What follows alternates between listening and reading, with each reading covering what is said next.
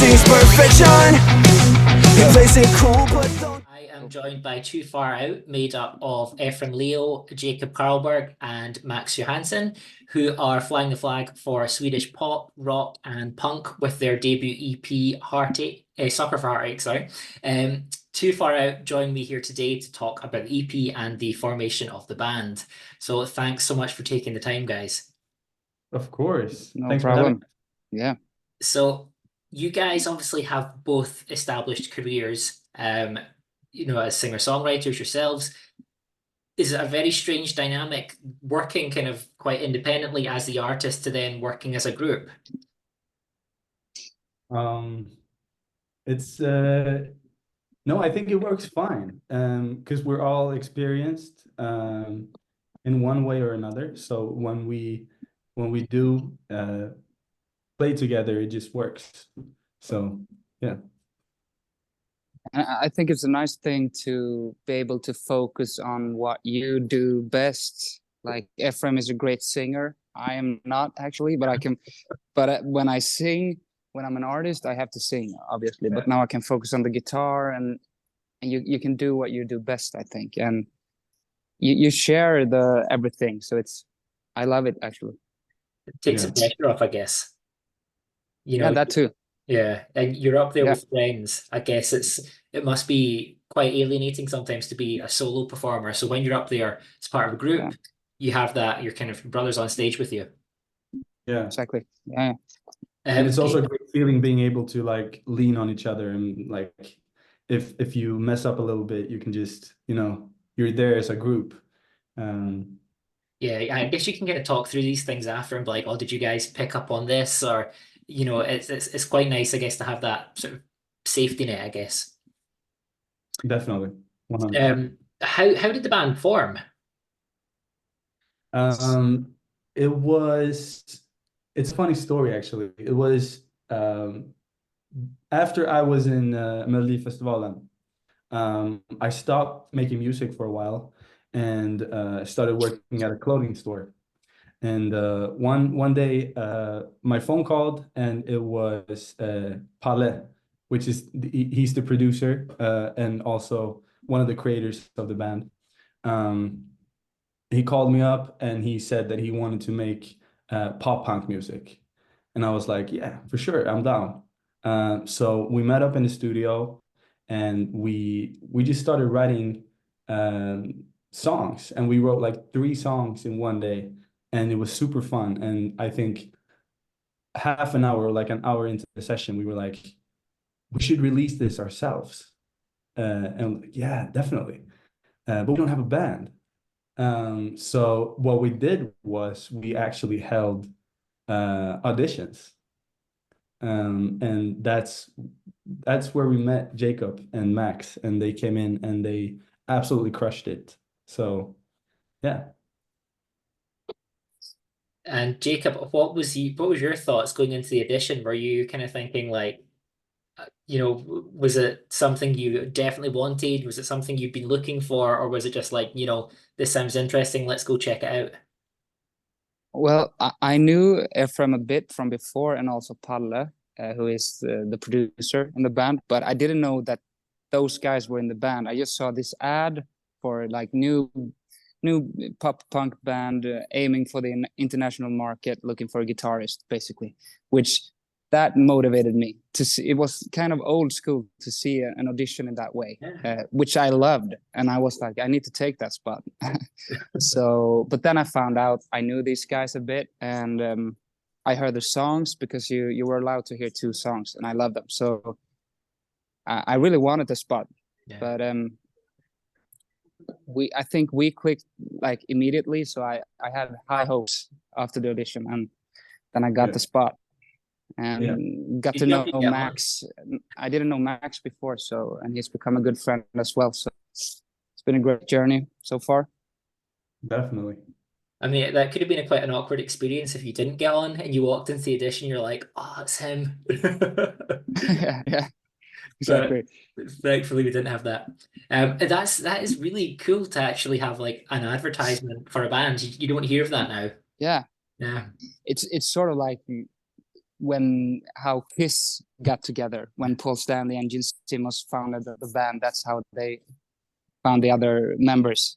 And so I like that. I thought it was kind of old school. Yeah. In a good way. So you audition.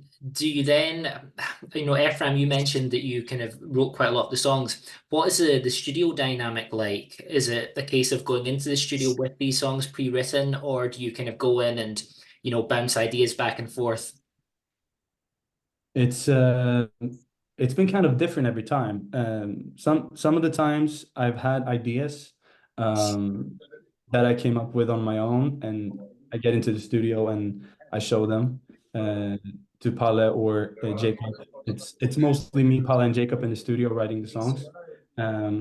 So it's either an idea from home, or we just write something from scratch in the studio, and the dynamic has been great. I think I've never, to be truly honest, I don't think I've ever written better songs that I've been writing right now. So it's definitely the best songs that I've ever written. So it's gonna be super exciting to get them out and see what people think. Yeah. You mentioned the songs there. So obviously the EP's 5 tracks, quite a few of them are available to stream now, which is good. Do you want to give me like a quick track by track breakdown? Just, maybe a couple of lines about each song, the vibe you're going for, maybe the story behind it. So Definitely. we start with What a Guy. What a Guy, you want to start with What a Guy? What a Guy was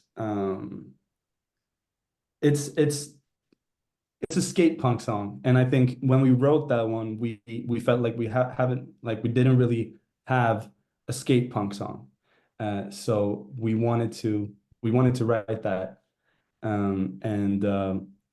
so Palle made a track and sent it over to me, and I started writing in my bedroom, and I think I wrote the song in like 30 minutes, and then we changed it up a little bit and stuff like that. But the shell of the song was written in a very short time, and it just felt right.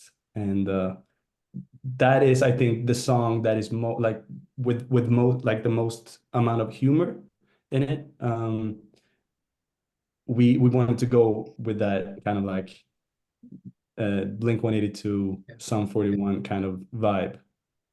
Yeah, you on that one. definitely picked that up. Yeah. Yeah. Will we jump on to 1,000 Pills? Yeah. 1,000 Pills was one of the songs that we had on the audition. It was one of the first songs that we ever wrote. And it's definitely a favorite of mine. And so it's gonna be exciting to get that one out. And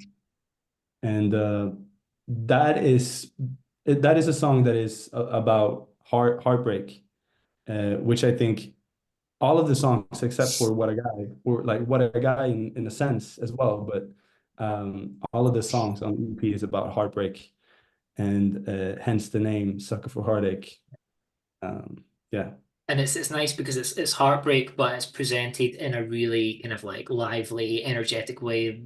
We're not kind of talking, really weepy, ballads, but it's actually really energetic, and you've captured that kind of pop punk vibe. So it's a kind of heartbreak, but kind of presented in quite a nice upbeat way. Yeah, definitely. Calling Me Crazy.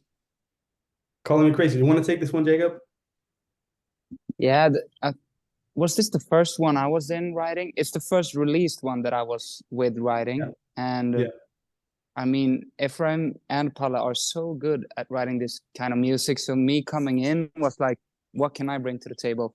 Because I think the songs are perfect. But I think that's one of the best songs I ever contributed to in my life, actually, because I love the poppy American melodies, and I sort of get some teenage dirtbag vibes from it. What is it about? It's about also heartbreak, I guess. A girl who moved on, she's having a baby with a guy looking like Tom Brady. I remember us like it took a while to get all the rhymes going, and then we finally found Tom Brady rhyming with all the others. So it's a double chorus. So you get the Tom Brady one in the second chorus on the second one. So yeah, I loved it. Nice. Yeah, I like the Tom Brady line. Yeah, it stands out. What about Addicted? Addicted? Addicted, yeah. Addicted is, I'm trying to remember because we have written so many songs. But Addicted is also kind of like skate punk vibe. That is I think that's the second skate punk song that we wrote. Because we had all these different songs that we had already made, and I think we sat in the studio and we kind of discussed about like what do we have and what do we not have and what's missing. And I think Addicted is one of those songs that we wrote because we felt like we were missing more songs like that. It's upbeat, it's a lot more punk, and it's very fun to play live as well. Have you guys had the chance to do many live dates? No, not yet. We have a release party for the EP in January. So that's going to be the first time we play in front of a bigger audience. We have been rehearsing. So we have tried all the songs and how they would feel live. And so we know what songs we like to play and songs that are harder to play. Yeah. But yeah, we are really looking forward to the release party. The songs gig. have a really kind of live feel to them, and I think they'll add another dynamic when they come into this sort of the live setting. So that'll be interesting. Yeah, The Yeah. last one we need to talk about is Too Far Out. yeah. I think that's the one of the most commercial songs that we have. It's not a lot of elements in that song. It's not a ballad, but it's definitely more slow tempo. And there's a line in that song that is, I guess I'm a sucker for heartaches. And that's kind of like where the EP name came from. So it's kind of like the title track for the EP. And yeah, it's an interesting one because it's not what we usually do or like what we usually write. So yeah, that's an original one. Nice. So both you guys obviously have experience at Melfest. Is this something you guys would look to do in future as part of Too Far Out? Yeah, It's not impossible. I would say maybe in a couple of years. Yeah. It's obviously a big thing here in Sweden, and I love doing it. I would like to do it again at some point, and why not? yeah, One day, yeah. If the song is right, and it's because you have to think about it a bit when it comes to what song to do in that competition. Yeah. Yeah. It's not only the best song wins or the best song gets in, but I think we could work. I would say the same. I would say the same thing. Being able to do it one more time, but with this band would be a super fun experience. So you never know what might happen. Is there anyone from the lineup this year that you guys are excited to watch? Smashing to Pieces. I'm looking forward to see what they bring. Second time around. Yeah. And Palle wrote a song too, right? Yeah, he did. So that's gonna be exciting as well. Yeah. I'm looking forward to hear the Kim Cesarion song because my friends wrote it, and he's a great artist, and cool to see him in that in Melfest. Yeah. Yes. Very exciting to also be back in Malmo for Eurovision. Yeah. Yeah. So let's kind of think more about, you might want to draw on your your sort of solo performances for this question as well. What is your most memorable or shocking moment as a solo performer? What is there anything that stands out, maybe for good reasons or bad reasons? Oh, that's a good question. Mm, do you want to start, Jacob? I'm gonna take my latest gig, which was it yesterday? Yeah, yesterday. I had a gig at, because that's what comes to mind right now, is I was playing at my former school, like Johnasen. What's that? Is that high school or college? Or High you don't school. even have that in UK, but high school. High school, And yeah. I was going to play in the cafeteria, which is a big cafeteria because it's a big school. And I was imagining it being like a couple of people playing cards, but it was like everyone in the school was in the cafeteria. And when I stepped out in the cafeteria, it was like the loudest fucking noise ever.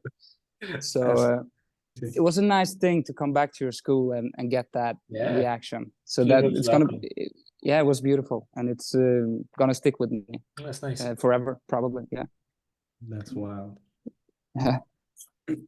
I mean, I haven't been playing live as much in the recent years, but I would definitely say that one of the most memorable performances that I ever did was I was an artist. I was playing at Pride Stockholm, I think in 2021, or if it was 2020. And that was a crazy experience because there's so many people there at the festival. I think there were 5,000 people in the audience. And for me, that was absolutely insane. And kind of like, how do you say? It was kind of like Surreal. surreal, but like you put a pin in something, like a bucket list kind of thing. Yeah. So yeah, that was Nice. crazy. Nice positive ones. Yeah. Last section, I'd love to do a little bit of kind of finding more about you guys, and a few questions, and you can tell me who's more likely to kind of do this. Okay. So most likely to be late. To be late, Yeah. Jacob. Yeah. I was late now too, right? A bit. Didn't want to I'm be the always one late. to say it. I'm more or less always a bit late. I'm Fashionably sorry late. about that. Yeah. Don't worry, don't worry. Yeah. Most likely to forget plans.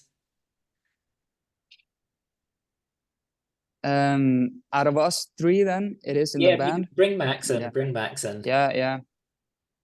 But I suppose it's me, because Efraim wrote me, "You're gonna be in the meeting," and I was like, or in the interview, and I was like, "Is it gonna be on camera?"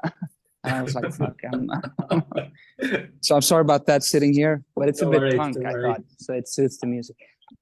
I But guess I feel like- we're not best at remembering things, any of us, but maybe I take that one too. That's what I was gonna say. I feel like I've also in recent years I've become worse at remembering things that I've planned. So yeah. most likely to accidentally say something inappropriate. Palle. Yeah, it's The probably producer. Pablo. Yeah. Yeah.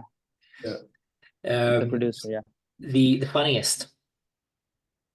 Funniest. Yeah. I feel like Max is pretty funny. I mean, I find Yeah. funny, Yeah. Let's give that to Max. definitely.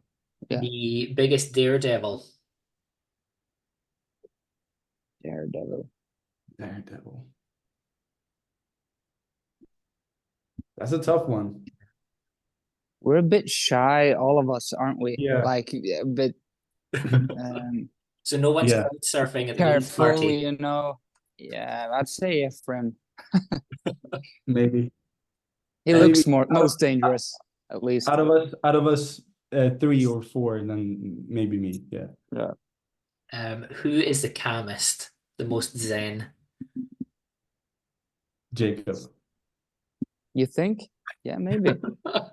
But I would say maybe Max too, because he is Yeah. more, he likes to chill, Yeah, like with his girlfriend and take it easy.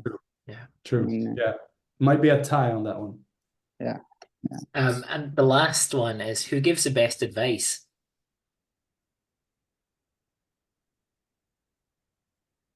Max? Yeah. I mean, Max is a very good person. Yeah, He's always in your best interest. Like, Yeah, he's very nice and he's very caring. So yeah, and humble and yeah. yeah, definitely. Well, shout out to Max. Yeah. Shout out.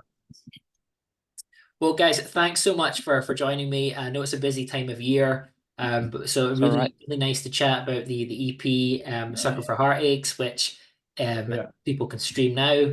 And yeah, thanks for taking the time. Of course. Thank you so much. Thank you. Thanks for having me. Call your friends and say what